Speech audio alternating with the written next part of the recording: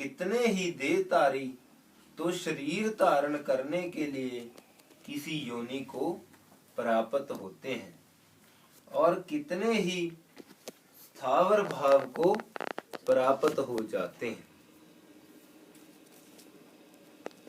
अपने कर्म और ज्ञान के अनुसार कितने ही देहधारी तो शरीर धारण करने के लिए किसी योनि को प्राप्त होते हैं, और कितने ही स्थावर भाव को प्राप्त हो जाते हैं।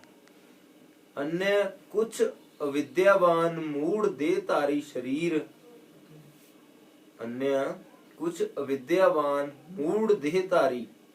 शरीर धारण करने के लिए वीर्य रूप बीज से संयुक्त होकर योनि द्वार को प्राप्त होते हैं, अर्थात किसी योनि में प्रविष्ट हो जाते हैं।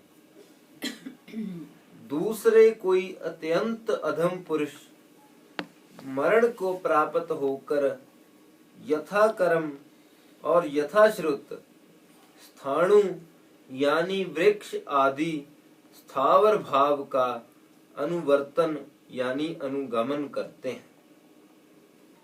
तात्पर्य यह है कि यथा कर्म यानी जिसका जो कर्म है, अथवा इस जन्म में जिसने जैसा कर्म किया है उसके अधीन होकर, तथा यथाश्रुत यानी जिसने जैसा विज्ञान उपार्जित किया है उसके अनुरूप शरीर को ही प्राप्त होते हैं।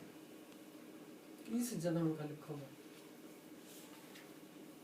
जिसने जैसा विज्ञान नहीं बिच्छो, इस जन्म में जो कर्म, इस जन्म में जिसने जैसा कर्म किया है उसके अधीन होकर, तथा यथाश्रुत यानी जिसने जैसा विज्ञान उपार्जित किया है उसके अनुरूप शरीर को ही प्राप्त होते हैं। जन्म अपनी अपनी बुद्धि के अनुसार हुआ करते हैं। ऐसी एक दूसरी श्रुति से भी यह प्रमाणित होता है।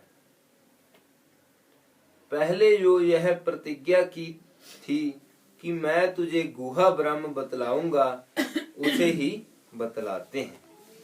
गुहा ब्रह्म उपदेश।